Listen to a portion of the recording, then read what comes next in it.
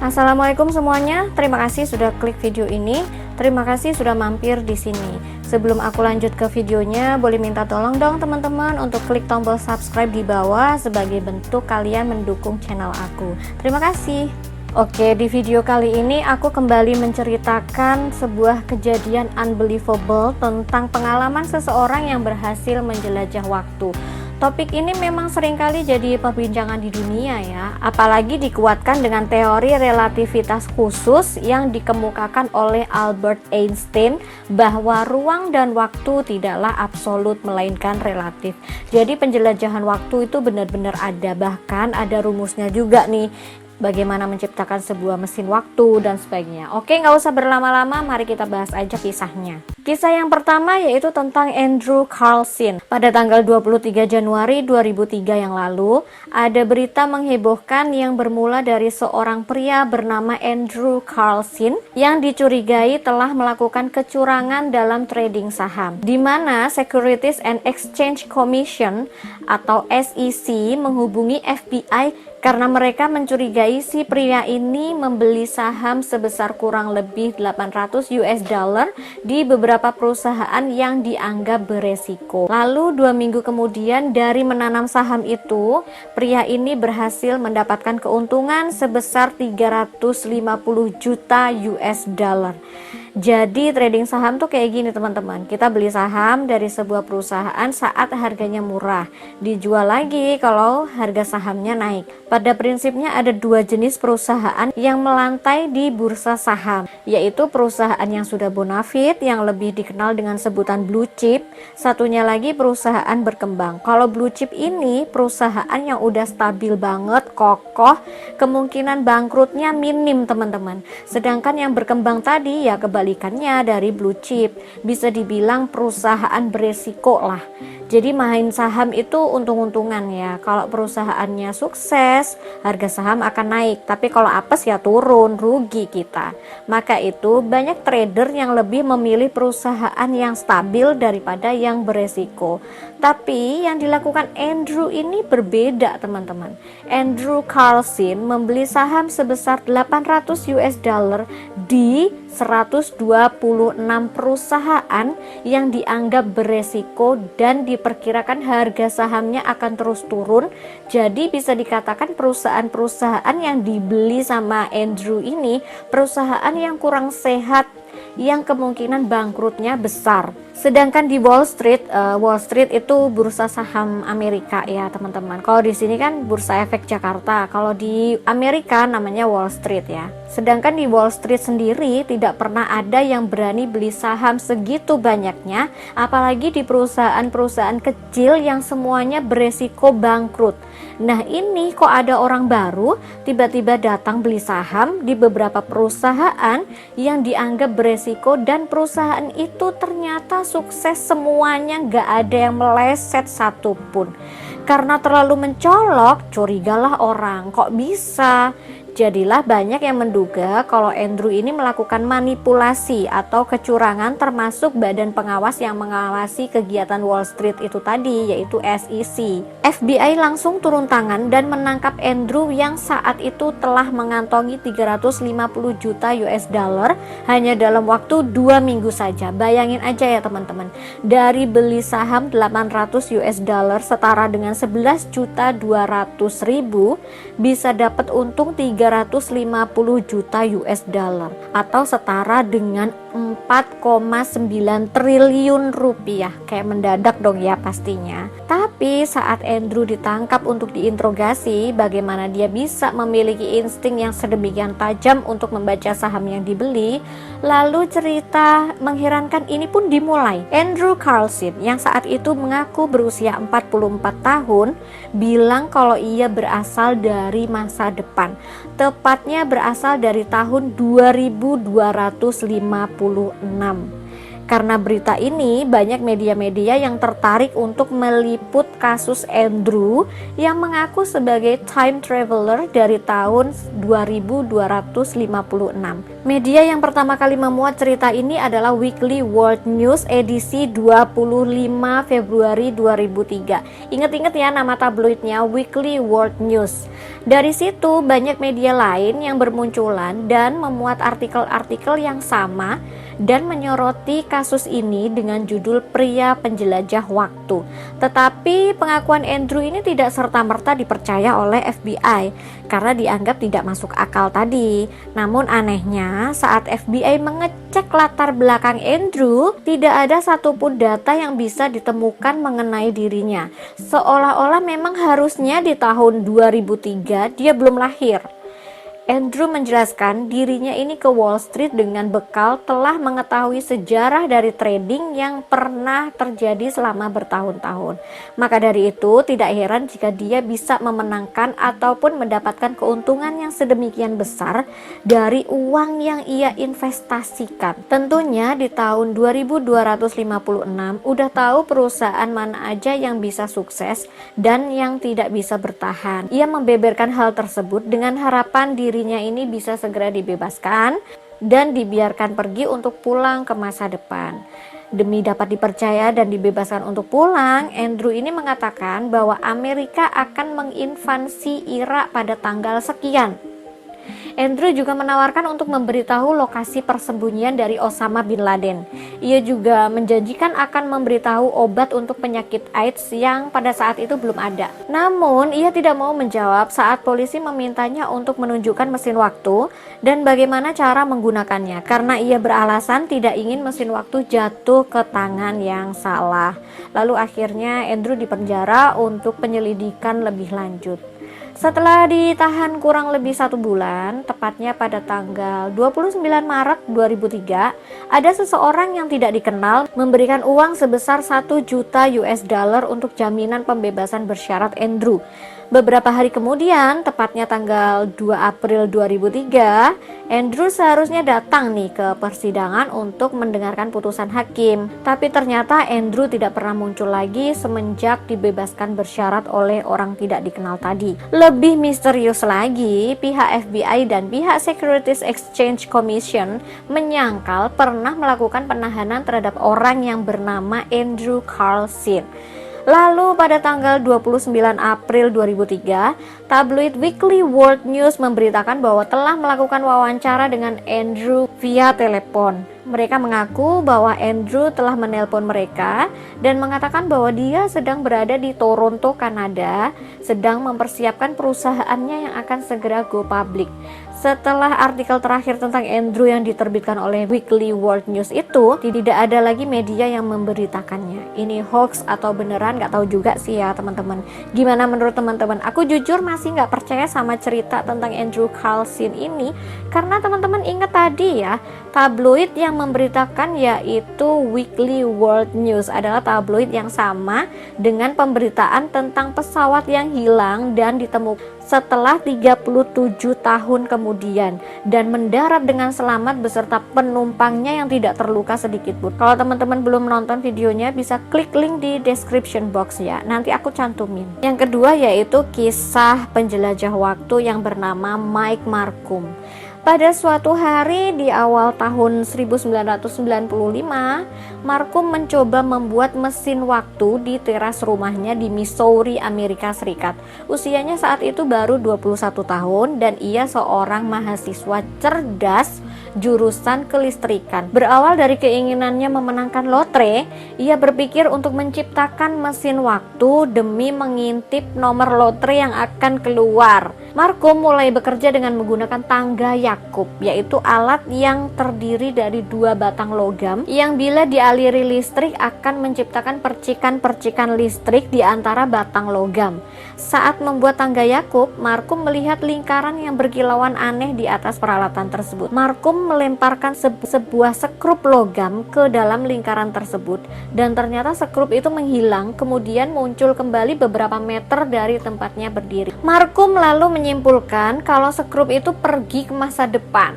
Setelah yakin, Marcum segera merencanakan membuat tangga Yakub seukuran manusia dengan 168 elektromagnetik. Markum berpikir dari mana dia bisa mendapat sumber listrik sebesar itu dengan kondisinya yang tidak punya biaya. Lalu Markum nekat mencuri di sebuah pembangkit listrik. Awalnya berniat mengambil 3 trafo saja, tapi entah bagaimana tiba-tiba ia mengambil 6 buah trafo. Untuk menghindari kecurigaan orang-orang, Markum melakukan percobaannya pada malam hari. Namun, polisi setempat yang bernama Eugene Lupfer mengetahui pencurian tersebut. Tanggal 29 Januari 1995, berbekal surat perintah penggeledahan, polisi masuk ke rumahnya yang tidak terkunci saat ia tidur. Mereka menemukan pemantik rokok elektrik yang terbuat dari oven microwave, alat-alat listrik, dan 6 trafo curian senilai sekitar 13.000 US. Dengan penemuan bukti tersebut, Mike diseret ke penjara. Ia menjalani hukuman selama 60 hari di sana. Setelah keluar dari penjara, Markum diundang di sebuah acara radio dan menceritakan alasannya mencuri trafo. Di akhir acara, Markum memberikan nomor telepon dan setelah itu banyak orang yang mendukung dan membantu membiayai eksperimennya itu. Lalu ia pindah ke sebuah apartemen di wilayah Saint Joseph dan mulai bekerja di sana. Namun ternyata banyak komplain dari penghuni apartemen yang lain. Kemudian pemilik apartemen mengusir Markum. Pada tahun 1996, Radio Art Bell kembali mengundang Markum di acara radio Coast to Coast. Dengan bersemangat, Markum mengatakan bahwa ia sedang bereksperimen dengan mesin waktu yang lebih canggih. Katanya, 30 hari lagi mesin waktu ciptaannya akan selesai. Di acara tersebut, Markum juga menceritakan kejadian aneh yang dialaminya. Saat Markum dan teman-temannya berpesta di rumahnya, salah satu temannya meminta bir. Ketika Markum mengambil bir, ia melihat kalau sofanya hilang. Ia bertanya pada teman-temannya di mana sofa itu, tapi tidak ada yang tahu. Sofa sebesar itu sulit disembunyikan. Satu-satunya jalan keluar rumah adalah pintu belakang yang saat itu dihalangi oleh trafo yang sangat besar, teman-teman. Mungkinkah sofa itu masuk ke dalam mesin waktu? Wawancara itu berakhir dengan klaim bahwa mesin waktu sudah ditemukan, tinggal perbaikan saja. Ketika ditanya apa yang ia bawa untuk menjalankan mesin tersebut, Markum menjawab hanya ponselnya. Sejak saat itu Markum tidak pernah muncul lagi dan pada bulan Januari 1997 ia dikatakan menghilang. Tak lama setelah Markum menghilang, seorang pendengar radio Coast to Coast dari Orange County menelpon Art Bell untuk membicarakan sebuah cerita aneh yang ia temukan. Kata penelpon, ia ingat dengan sebuah foto dari surat kabar tahun 1920-an yang memuat kabar bahwa polisi menemukan seorang pria mati di sebuah pantai di California. Tubuh pria itu hancur dalam sebuah tabung logam besar yang aneh. Pria itu tidak dapat diidentifikasikan. Di dekat mayat itu, polisi menemukan sebuah perangkat aneh. Teman-teman bisa tebak perangkat itu apa namanya? Iya, betul, sebuah ponsel. Mungkin nggak ada ponsel di tahun 1920. Teman-teman komen di bawah ya, aku mau baca. Yang ketiga yaitu kisah tentang Sergei Ponomarenko. Dikisahkan pada 23 April 2006 di Kiev, Ukraina, seorang pria berusia sekitar 30 tahun, Sergei Ponomarenko, diamankan polisi setempat karena terlihat mencurigakan. Kepada polisi, ia bilang sedang bingung kenapa ia bisa tiba-tiba hidup di tahun ini. Padahal sekitar 2 menit yang lalu ia hidup di tahun 1958. Setelah mengecek identitas pemuda tersebut, polisi mulai merasa ada yang aneh. Pasalnya, orang yang terlihat masih muda itu ternyata lahir pada tahun 1938. Bahkan kartu itu terlihat seperti KTP negara Uni Soviet yang sudah bubar, di mana Ukraina menjadi salah satu pecahannya. Polisi lalu memanggil seorang profesor bernama Pablo Kritikov, seorang psikiater, untuk mewawancarai Ponomarenko. Dikiranya mungkin ini orang terganggu jiwanya kali ya. Ia menuturkan apa yang sebenarnya terjadi. Ponomarenko bilang ia datang dari tahun 1958. Sebelum berada di Kiev, ia mengaku sedang bersama tunangannya bernama Valentina Kuris. Kemudian, setelah ia berfoto dengan tunangannya, dirinya sempat melihat sebuah UFO. Spontan ia memotret piring terbang itu, dan tanpa ia sadari waktu tiba-tiba melesat puluhan tahun sampai April 2006. Sergei membuktikan perkataannya dengan hasil jepretan dari kameranya. Untuk melihat keasliannya, ia diboyong kepada seorang fotografer di Kiev bernama Vadim Pozmer. Vadim kaget karena jenis film pada kamera itu sudah tidak lagi diproduksi sejak tahun 1970.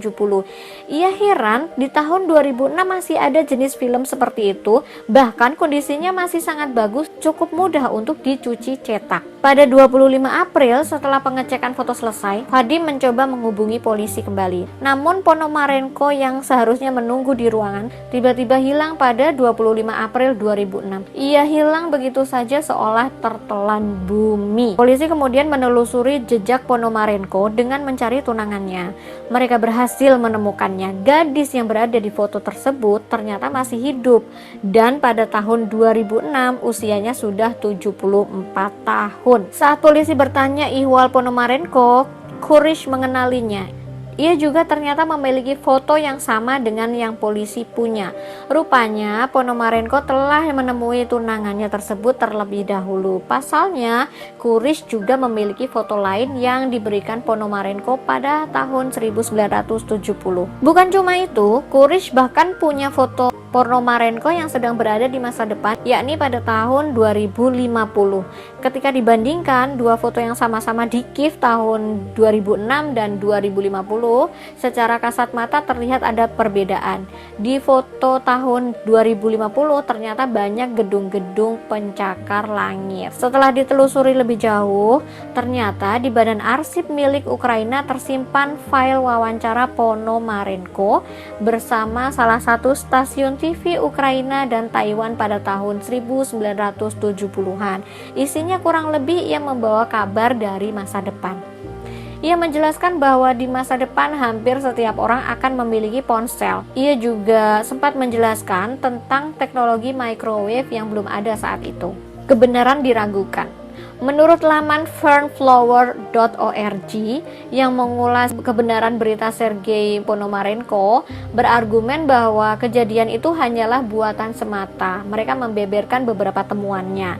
Misalnya saja kartu identitas yang dinilai tidak sesuai dengan aslinya. Sebagai perbandingan, menurut laman itu, kartu identitas Uni Soviet atau Komsomol yang asli, cap yang ada di atas pas foto terlihat jelas dibanding punyanya Ponomarenko. Selanjutnya, soal jenis kamera atau jenis film yang digunakan Ponomarenko. Dalam ceritanya, Vadim si fotografer bilang jenis film yang digunakan yang diketahui bernama Sfema sudah tidak diproduksi lagi pada tahun 1970. Namun pada kenyataannya, orang masih bisa membeli jenis film itu sampai 1990. Artinya, ketika orang mencari di 2006 pun barang tersebut masih tidak terlalu langka. Belum lagi soal rekaman percakapan Ponomarenko di radio. Menurut analisis fernflower.org, rekaman itu terdengar terlalu bersih untuk file. Terakhir yang membuat cerita itu terkesan palsu adalah foto tahun 2050. Diyakini bahwa foto-foto tersebut adalah hasil dari potongan-potongan foto yang dijadikan satu. Hal itu terlihat dari beberapa bangunan-bangunan di latar foto yang terlihat identik, hanya berbeda ukurannya saja. Itulah kisah mengenai perjalanan penjelajahan waktu Andrew Carlson, Mike Markham, dan Sergei Ponomarenko yang tidak diketahui benar atau tidaknya. Jadi nggak usah dipercaya banget ya teman-teman, nggak usah diperdebatkan juga. Anggap aja ini cerita pengantar tidur. Oke Kisana, itulah tadi cerita Unbelievable di episode kali ini. Teman-teman bisa cari dan gali informasinya lagi di beberapa sumber terpercaya menurut kalian. Sekian video kali ini, sampai jumpa di video-video selanjutnya. Kalau ada ide-ide dan saran-saran untuk video selanjutnya, kita mau bahas apa, boleh banget komen di bawah atau DM ke Instagram aku. udah aku cantumin di description box ya. Klik like dan subscribe untuk support channel ini. Jangan lupa nyalakan loncengnya agar tahu kalau ada video baru dari aku. Jaga kesehatan dan stay safe. Wassalamualaikum warahmatullahi wabarakatuh.